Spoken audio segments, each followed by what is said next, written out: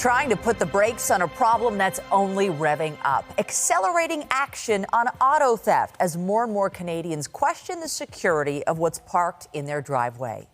Good evening. Maybe it's happened to you or someone you know. More than 100,000 vehicles were stolen last year across this country. And good luck getting them back. Where they can end up is anyone's guess. The car crime crisis now the focus of a national summit.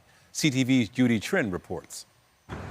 A vehicle is stolen every 5 minutes in Canada, from garages, off streets, and even in carjackings. The hotspot in Canada, Brampton, Ontario, where the mayor says it's become a public safety issue. I've had 2 members of council that have had their cars stolen. I had 1 member of council who had his car stolen twice.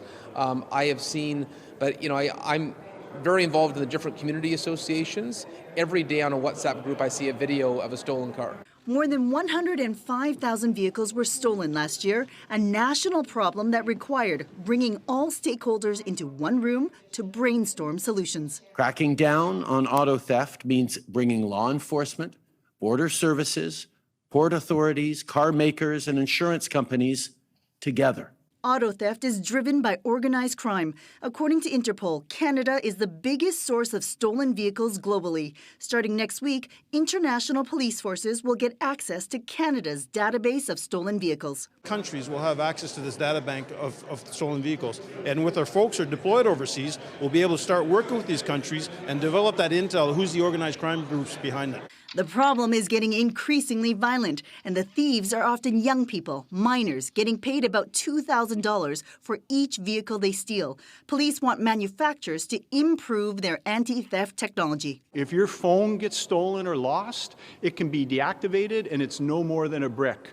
We do believe that there's technology that could be advanced to create that same scenario with a stolen motor vehicle. Quebec and Ontario have been hit the hardest, and most stolen vehicles are being shipped overseas from the Montreal port. There are calls for equipment to scan containers and a reminder that consumers are paying the price in higher insurance costs. Defrauding Canadians through our insurance industry of $1.2 billion annually is nearly doubled by the illegal vehicle sales, thereby putting billions of dollars into the hands of organized crime. This has progressed well beyond a property crime. Authorities say hidden in those stolen vehicles from Canada are smuggled drugs, weapons, and even people. Judy Trin, CTV News, Ottawa. And now to the search for solutions. One potential option, a new standard to prevent high-tech attacks. But implementing it is tougher than just adding a step to an assembly line. CTV's John Woodward is live with more. John. Michelle, an American agency is proposing new standards to stop one way that thieves inject malicious code into a car, turn it on, and drive away. But it's a lot harder to upgrade so many cars than you would think. It was early in the morning last year when 2 thieves started to drill into the side of Mariam Ali's new Lexus. I saw the light on my car go on, and right away I said, something clicked. I said, this is not happening to me. She rushed outside her Pickering home screaming. There was a rage that came through. I got really, really angry. They scattered, but just a couple months later, her car was targeted again. I came back at like 4 in the afternoon to the spot where I thought my car was, and I think I cried. The attack she caught on video is known as a CAN bus attack, says Ryan J. Paul of Durham Auto House. They're injecting their software through those CAN wires into the car, hacking the computer of the car. One of several attacks that treat a car like a computer. And the tech-savvy approach is the one that defeats an immobilizer, a device made mandatory about 20 years ago that preceded a sharp drop in the number of vehicles stolen, according to provincial statistics. But now thefts are surging again, prompting a national summit in Ottawa to deal with the problem. We're convening this summit because Canadians need serious action. A catchy slogan won't stop auto theft. A 2-minute YouTube video won't disrupt organized crime. The summit included automakers themselves. An American agency is proposing updated standards that could prevent CAN bus attacks in new cars. We believe that vehicles with the immobilization systems that conform to the revised ULC 338 standard will be harder to steal. Standards the auto industry says it's in the process of adopting. That's a longer term situation in terms of trying to get suppliers lined up and that sort of thing. So you're looking at 3 or 4 years. And I think the reality is that, look, we have a serious crisis in auto theft in Canada right now. J. Paul convinced a mass-produced theft deterrent is too predictable to stop thieves, pointing to custom approaches. Us as installers can install this device in multiple places in the vehicle, and thieves have no idea where that is. Vehicle companies really need to be accountable. Ali hoping her replacement vehicle doesn't get hit too.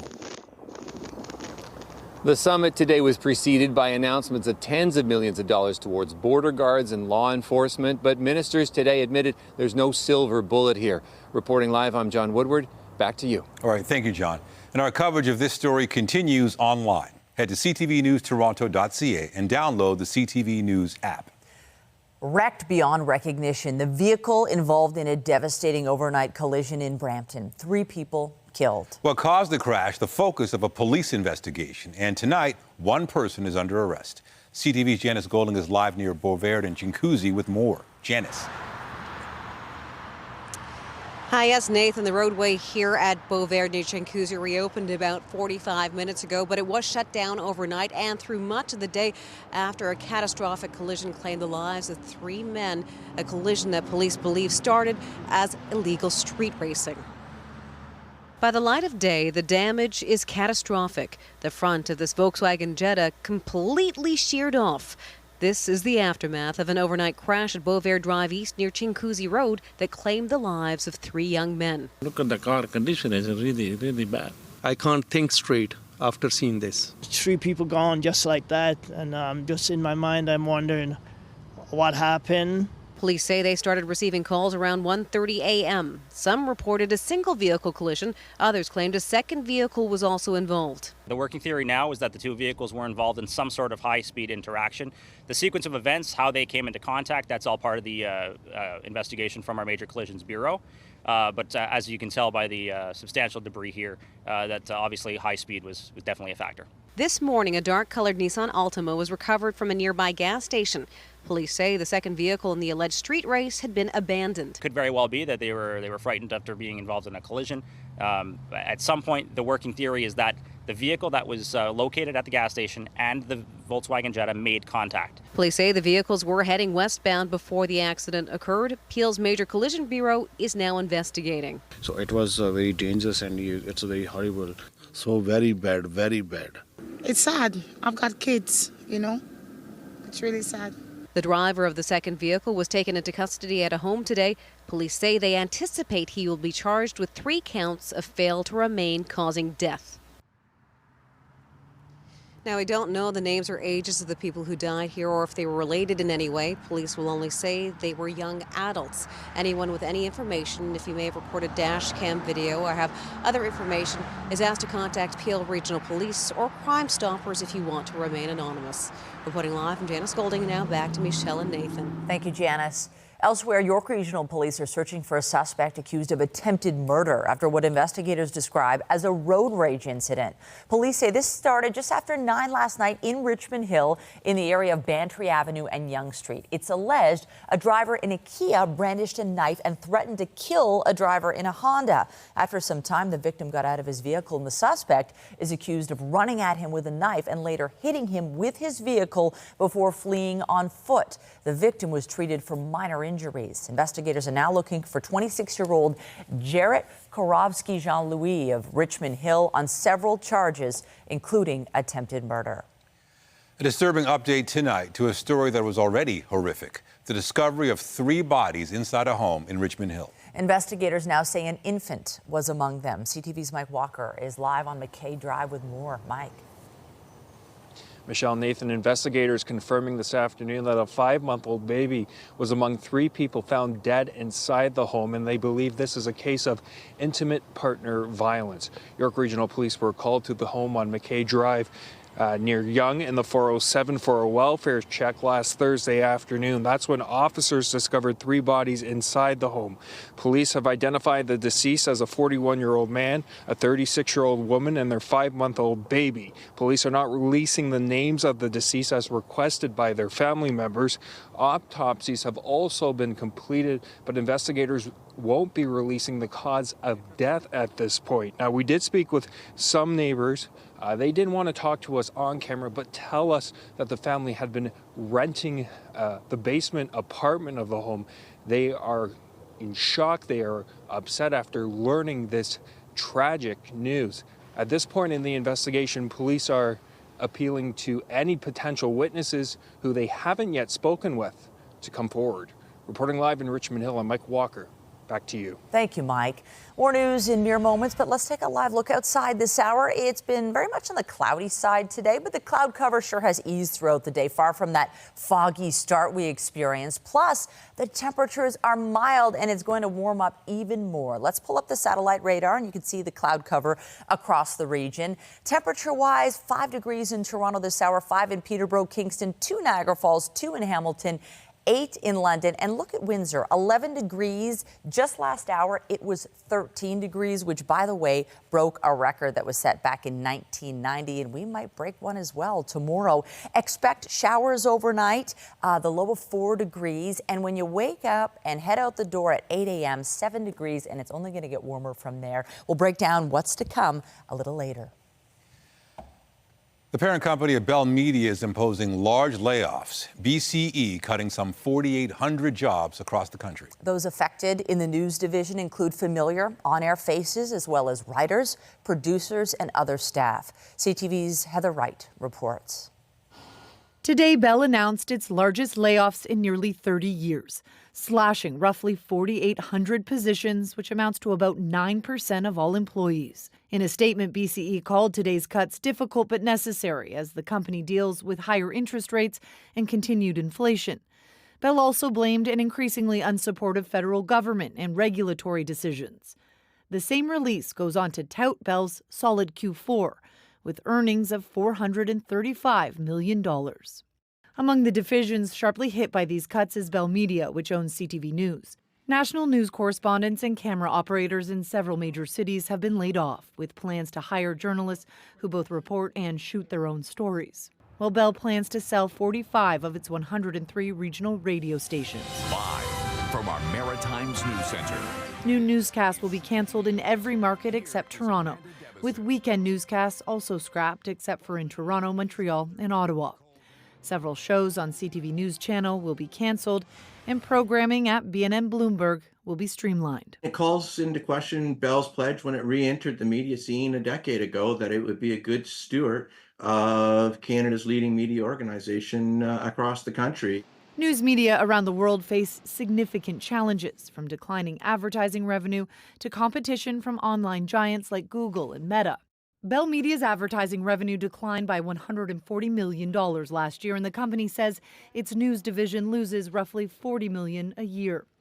And while Bell Media still turns a profit, journalism professor Dean Winsek says it's not enough when compared to other Bell properties. When it's not cranking out profit levels at the same time as internet access and its mobile wireless services that have much bigger revenues, I think, these stations' fate was sealed by the demands for growing revenues, bigger profits. Bell says these cuts will save the company between $150 million and $200 million.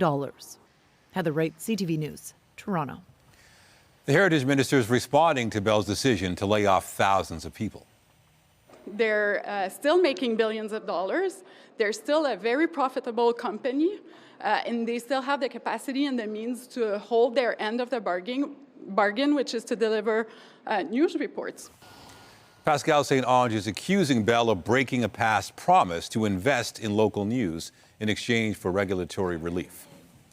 A personal support worker in Vaughan is facing assault charges as police say more alleged victims could be out there. Last Friday, York Regional Police say they were informed about elder abuse incidents at a Vaughan care home. Investigators say they learned an 89-year-old male resident was assaulted by a PSW on 2 occasions over the prior days. 32-year-old Suman Soni faces 2 charges of assault. Police are asking any other potential victims or witnesses to come forward. Here in the city, Toronto police have arrested this suspect in an assault investigation from last month.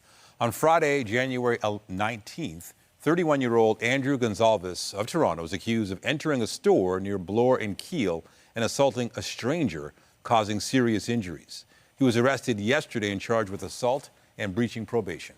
Investigators believe there may have been other victims. Toronto police have arrested a man wanted for pretending to be a charity canvasser for Sick Kids Foundation. Since November, investigators say they had received multiple reports of a man entering apartment buildings in the downtown core and asking for cash donations. They say he had a false ID badge and became aggressive when challenged. 34-year-old Kenneth Gilbin was arrested this week on several charges, including fraud and breach of probation. February is Black History Month, a time to celebrate the contributions of Black Canadians. And now that recognition is being brought into the classroom on a permanent basis with a new mandatory curriculum. CTV's Queen's Park Bureau Chief Siobhan Morris is live with more. Siobhan. Well, the Minister of Education and his associates say that this learning is going to be really important to fill in some spaces and get a better understanding of Canadian history and each other.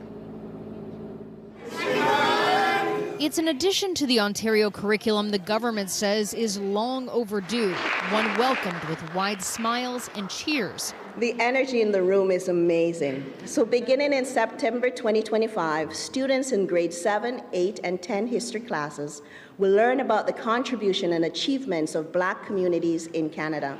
Learning for students in grades 7 and 8 will stretch back to before Confederation. From explorer Matthew da Costa helping to literally discover parts of our country with Samuel de Champlain in 1604, to the Black soldiers who literally died in the defense of what is now Canada from a U.S. invasion in the War of 1812. 10th graders will focus on the time after World War II, including the leadership of Canada's first Black MP and Ontario Lieutenant Governor Lincoln Alexander. My grandfather was always a huge advocate for education, and I think that this is just a further component of that. Government officials and community leaders who've been driving this change hope it builds bridges. We are much more alike than we are different as we get to know each other and we find out. And so this announcement today, I believe, is going to be refreshing for young people who don't feel that they are reflected in society. And learning can lead to better understanding. Incidents of racism, discrimination, and bias will be lessened because people are really learning about each other in a very productive way. The government will spend the next year consulting historians, educators, and Black leaders on the shape of the new curriculum. In reading materials, we don't often see authors from the Black Canadian context or diaspora. There's hope that this new focus will be inspiring to Black students. They will see the courage, the strength, the perseverance of our trailblazers and know that they can too also build a future that is better for all Ontarians and welcomes everyone. We also heard from the Education Minister today a plan to review all curriculum, not just this new curriculum, at least every 5 years to make sure it is up to date. Reporting live, I'm Siobhan Morris. Michelle, back to you. Thank you, Siobhan. And Metrolinx is celebrating Black History Month in part with a newly wrapped double-decker Go Bus. This bus will travel through the GTHA throughout the year, which the transit agency says will serve as a moving representation of inclusivity. Transit was also a major focus as Premier Doug Ford addressed Mississauga's Board of Trade.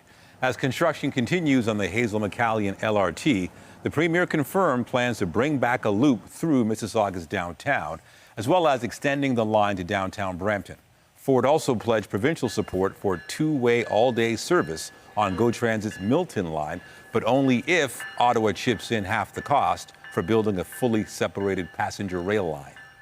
As debate over her budget continues, Toronto Mayor Olivia Chow is highlighting components aimed at supporting renters. The mayor stopped by a rental building near Gerrard and Woodbine the city has purchased alongside the nonprofit St. Jude Community Homes as part of its multi-unit residential acquisition program. The effort is aimed at protecting existing affordable rental stock in the city.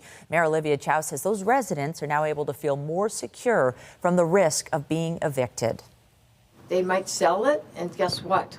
The rent is going to go up. You know that. The rent is going to go up, but your income is not going to go up. So it would be close to impossible to find a new home. That's what we heard.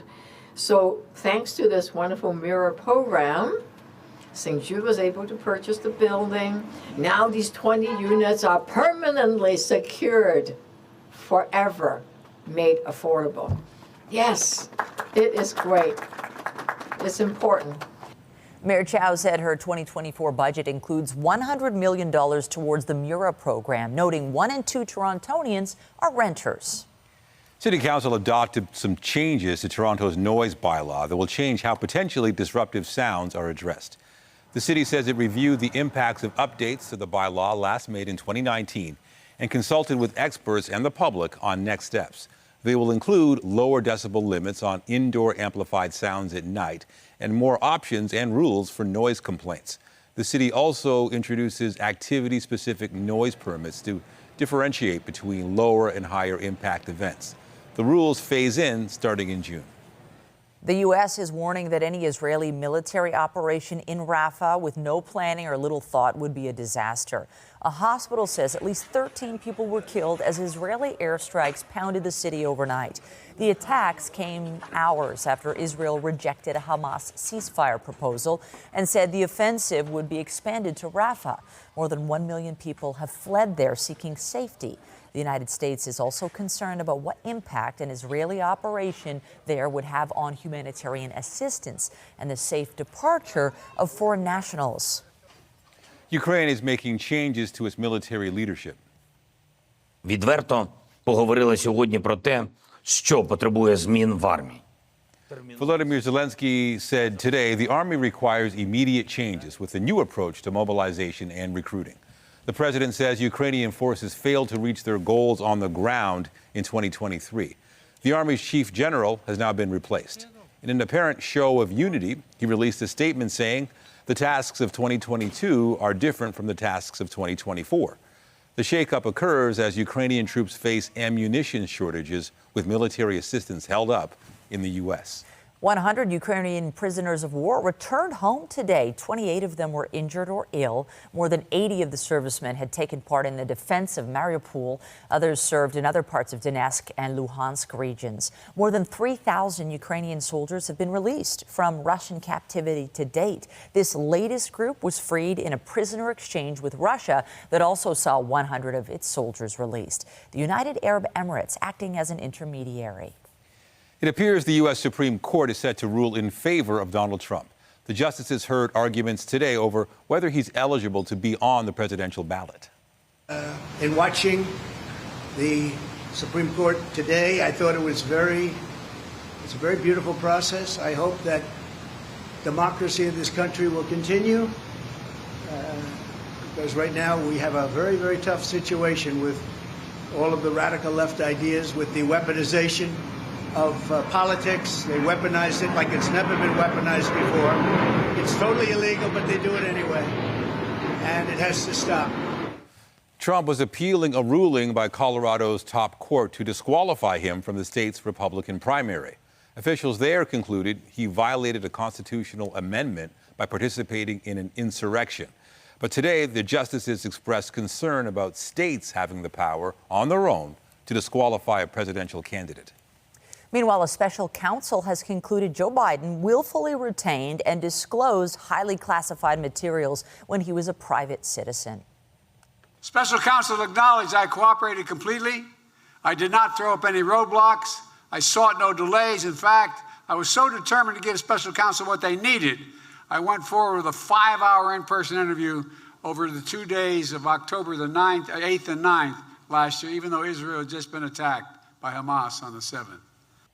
A Justice Department report released today says the documents were related to military and foreign policy in Afghanistan and other sensitive national security matters. It offers a critical assessment of Biden's handling of sensitive government materials, but says no criminal charges are warranted. Here at home, a new poll suggests the federal Liberals are at risk of losing voter support in major parts of the GTA. The Nano survey indicates that if an election was held today, the Conservatives would have 40% of the vote. That's an increase of over 6% from the 2021 election. The Liberals are in second with 24%, a decrease of nearly 8 percentage points. Toronto and parts of Vancouver have been a strong base for the Trudeau Liberals. But Nanos projects some areas could turn blue.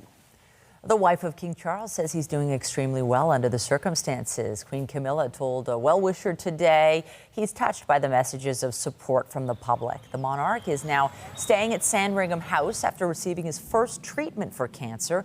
The king has long taken refuge at the estate over the years. The private home, about 180 kilometers north of London, has been the private home of the last 6 British monarchs.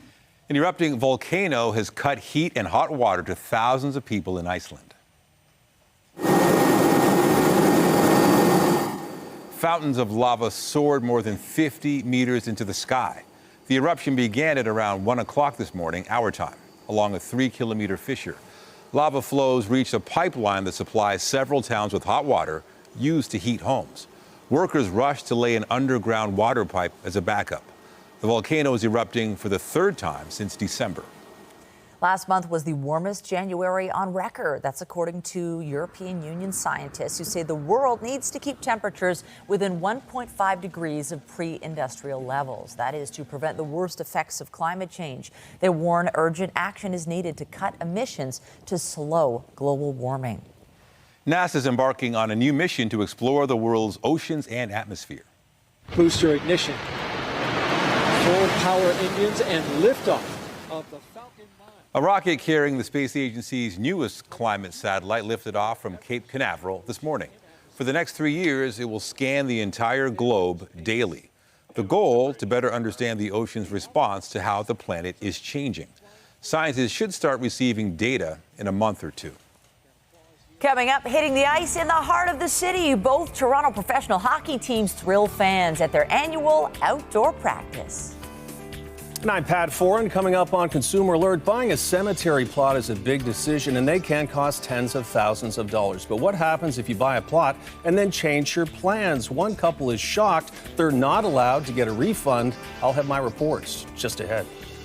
Mostly cloudy at the moment, 5 degrees, very comfortable for these skaters at Nathan Phillips Square. Tomorrow is going to be one to watch weather-wise. We could break a temperature record for the kids and Friday planning purposes. Here's your school day forecast. So it is a mild day. Anticipate some wet weather when you walk out the door at 8 a.m. It warms up to 11 by noon and by 3, 12 degrees.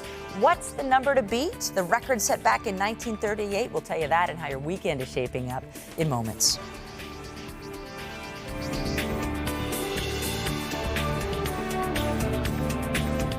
As people get older, they may consider buying a cemetery plot. It's a big decision, as some can cost tens of thousands of dollars. But what happens if you buy a plot and have to move, or you change your mind about where you want your final resting place to be? Pat Foran has this story on Consumer Alert. Pat. Thanks, Michelle and Nathan. A couple bought a plot in a Mississauga cemetery, but recently decided to move to a town more than an hour away. They no longer want the plot and were surprised to be told they can't get a refund.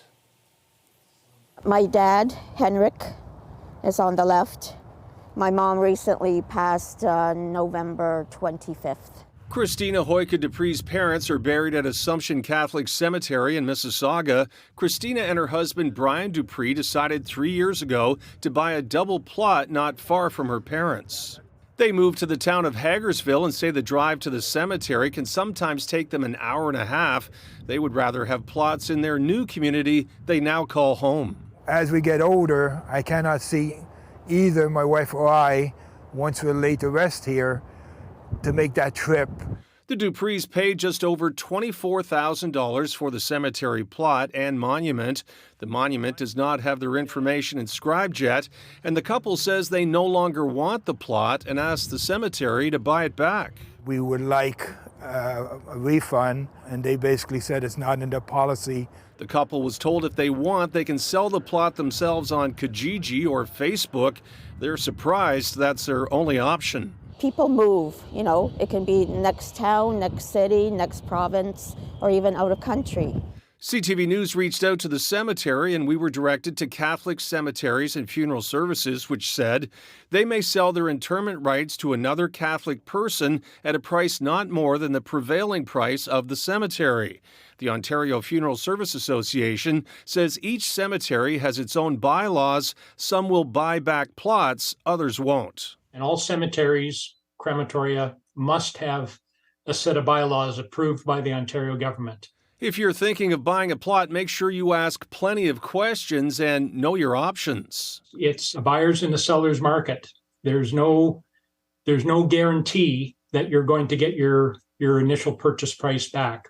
The Duprees wanted to warn others to be careful when planning their final resting place. To hold on to a plot, and if you're not going to use it, then what? It would be a waste. And if you're buying a plot, make sure you have a good understanding of the refund policy. The bylaws of a cemetery will also say the type of monuments that are allowed and how many urns may be placed in a gravesite. On your side, I'm Pat Foran. If you have a consumer story idea, email us at alert@ctv.ca. If you're a hockey fan, this is always special. A chance to get up close and personal with some of our city's finest. Male and female showing off their best. CTV's Beth McDonnell has the story. Nathan Phillips Square has been handed off to the pros. The Toronto Maple Leafs outdoor practice event has the city's biggest NHL stars and players with the Professional Women's Hockey League on the rink, to the delight of fans. It's really cool to meet Toronto women playing hockey. I think it's a really cool experience for us. It means a lot because I love hockey and it's just fun to watch. I get to watch my favorite hockey player, Austin Matthews, play. Amazing. Oh, amazing. We were here at 6 a.m. At center ice, the women showing off their skills in a competition. This is pretty fantastic. Not a bad place to come into the office. Lots of people, lots of smiles. It's been fun being outside. It reminds you when you're younger and just starting out playing hockey on the outdoor rink. While the men held practice, with players taking the subway to the job site. Always really cool to just do what Torontonians do every single day, getting to work, getting home, getting where they need to get. Not my first subway coming from New York, but yeah, that was first time with that many fans for sure. There is lots of energy and lots of excitement here. Some families seeing the Toronto Maple Leaf players up close and in person for the first time. It's so much fun watching the Leafs play. I've been watching them since I was a little kid. They have so many good players. I just like watching them. One of the biggest draws are the autograph signings. Got a bunch of autographs. Let's go! I've got a book that I found on Toronto Island and I've let it sign. And then this poster. How are you feeling today? Amazing. Free programming continues through the weekend. Beth McDonnell, CTV News.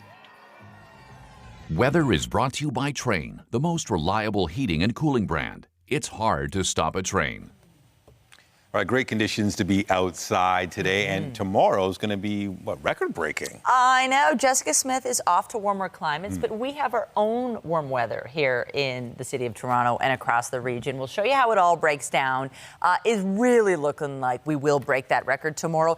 Currently, in the city of Toronto, 5 degrees, 4 in Trenton, 4 in Muskoka, 11 in Windsor. It was very warm there today. They broke a record, as I mentioned earlier. So here's the satellite radar. You can see cloudy conditions this hour. And if you look to the west there, we've got some rain heading our way. There is a low pressure system pushing in, and that is going to bring unsettled conditions just in time for your Friday. But we also have some very warm temperatures. So first, let's talk about the rain. We've paused it here tomorrow, 1:30 in the morning. So overnight is when we're anticipating our first dose of wet weather, potentially heavy at times.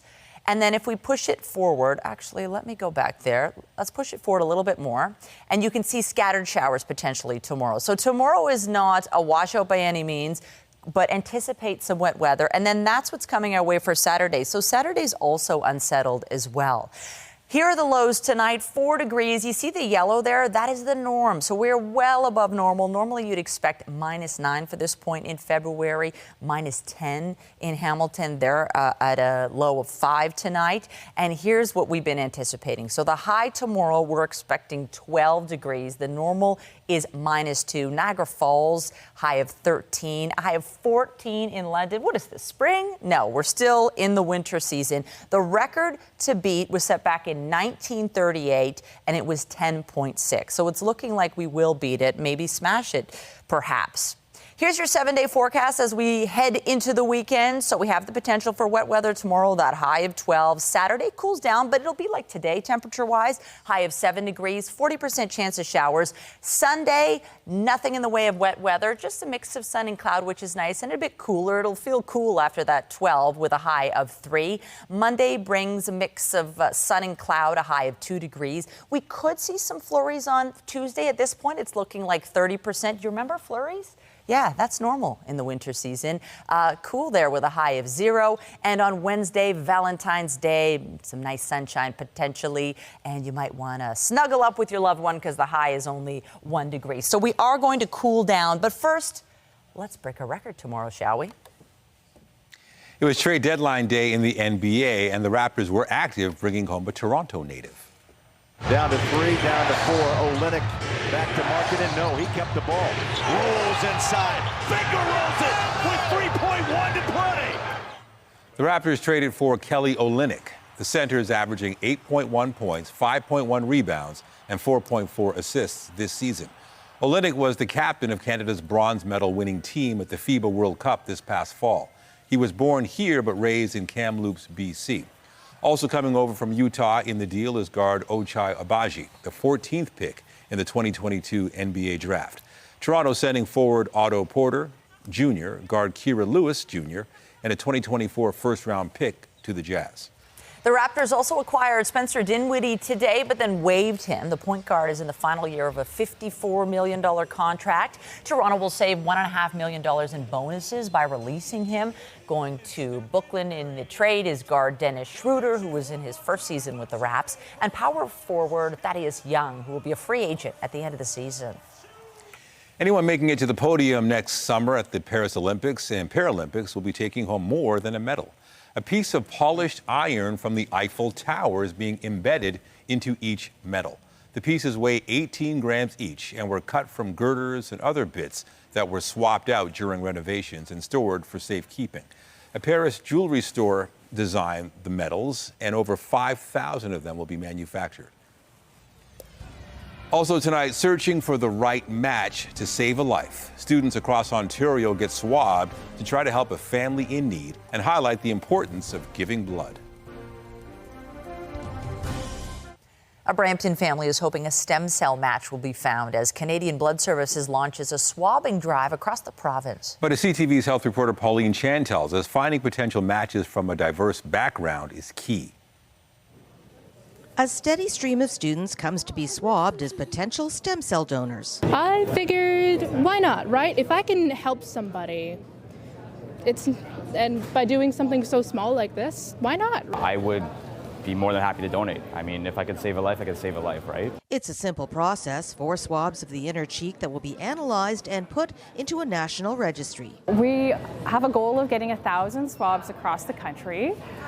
We need to add to the registry, especially diverse individuals. Canadian Blood Services is visiting 17 colleges and universities across Ontario during the month of February. 17 to 35 is the age of eligibility to be able to enter to be on the registry. So they're in the right age range, and there's a lot of diversity on our campuses as well, so it's the perfect place to get people to register. And the family of Nahed Salim will be watching closely. More than 2 years, I had diagnosed with leukemia, AML. And without a stem cell donor, doctors gave her just 3 to 6 months to live. No one in the family was a match. Nahed says she would love to once again be able to play with her grandchildren. I want to jump, I want to play, I want to run.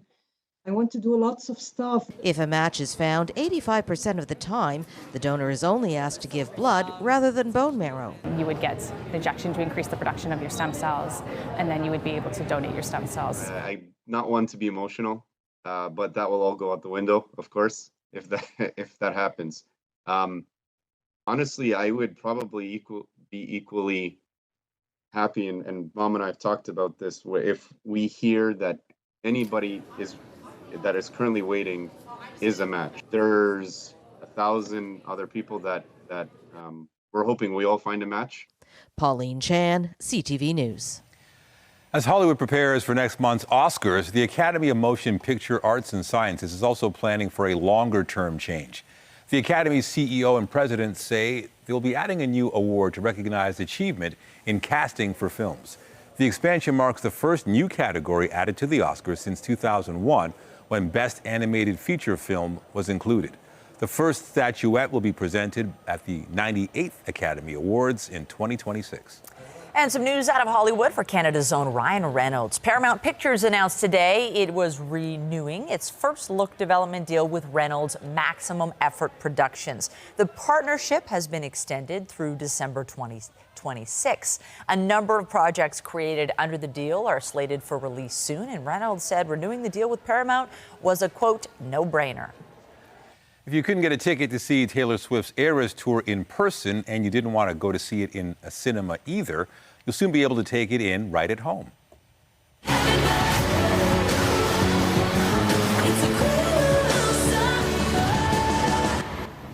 Taylor Swift, the Eras Tour, Taylor's version will start streaming on Disney Plus on March 15th. The streamer says the recording will include 5 acoustic songs that weren't shown when the concert film was in theaters. Tim Robinson is taking his smash hit sketch comedy series, I Think You Should Leave, on the road. Stop! I'm doing something! Robinson recently won his 3rd Emmy for his work on the Netflix series. He's now scheduled to join a few comedy partners to try and translate the show's brash style to the stage. So far, 10 shows are scheduled across the U.S. in April and May. On the next CP24 Breakfast. From analysis out of Las Vegas to the ads we're all waiting for, we tee up what's looking like a massive Super Bowl weekend. CP24 Breakfast up first at 5:30. As you can tell by the substantial debris here, that obviously high speed was definitely a factor. Updating our top stories, 3 men are dead after an early morning crash in Brampton, which police say involved a second vehicle later found abandoned at a nearby gas station. The driver was taken into custody. Police anticipate he'll face charges of fail to remain, causing death. So we're convening this summit because Canadians need serious action.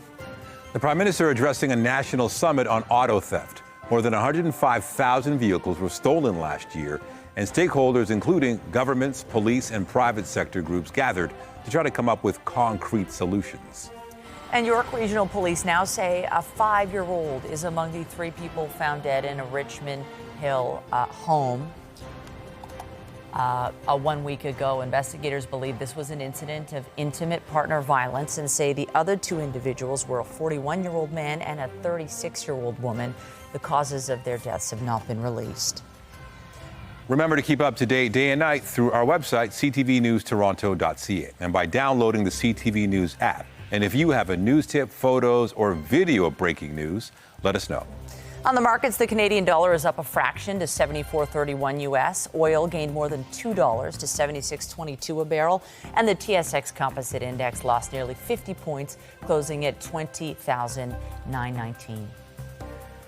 With finances tight for many Canadians, a new RBC poll shows Ontarians have a slightly different relationship with debt than some other provinces. Across 2,000 Canadian adults, 72% of Ontarians said they were worried about their cash flow. That's compared to the national average of 64%. At the same time, Ontarians were the province least likely to define financial independence as being debt-free. And with Valentine's Day around the corner, a new BMO survey shows spending is a source of conflict for 1/3 of Canadian couples. The bank polled 2,500 adults last month. 48% admitted to spending more money than they felt they should, and 59% said their partner or spouse was the more frugal one in the relationship. At the same time, 82% of couples said they believe they are compatible because they share similar financial goals. A boost from Taylor Swift's concert film wasn't enough to keep Cineplex from posting a loss last quarter. Canada's largest cinema chain posted a $9 million loss for the period, compared to a $10.2 million profit the year before. Revenue was up slightly year over year to end 2023. Analysts also cited some out-of-the-ordinary turbulence for the industry in the aftermath of the Hollywood writers and actors strikes. The Business Report is brought to you by Canadian Western Bank, the bank built for business. And a reminder, the CTV News at 6 podcast is available as a download every weeknight. And an extra special good evening to those of you listening to the newscast live on News Talk 1010. Get Toronto's top stories, breaking news alerts, and watch live. Download the CTV News app. The Toronto Zoo asked the public to vote on names for 2 of their newest residents, and the results are now in. The zoo revealed the names of its young tamanduas with a video this morning. Pull the lever, Kronk. With the help of Armadillo Kronk, who also has a buddy named Kuzco, the zoo revealed the public voted to name their new tamanduas Pacha and Yzma. They're the names of 2 characters in the animated Disney film The Emperor's New Groove. The movie is set in South America, and that's where tamanduas, also known as lesser anteaters, are native to. Done. Cloud cover this hour on the satellite radar. 5 degrees currently in Toronto. We're anticipating wet weather moving in the overnight hours, potential for showers and drizzle. The high of 12 tomorrow. We're due to break that record of 10.6. Saturday, potentially unsettled, a high of 7. Sunday, 3, mix of sun and cloud. It cools down from there, but we do have a bit of sun in the forecast, which is nice next week. Be sure to join Omar Sachedina tonight at 11 for CTV National News, followed by Natalie Johnson with her next local newscast at 11:30. In the meantime, our coverage continues anytime on CP24 and online at ctvnewstoronto.ca. For all of us at CTV News, thank you for watching and have a good night.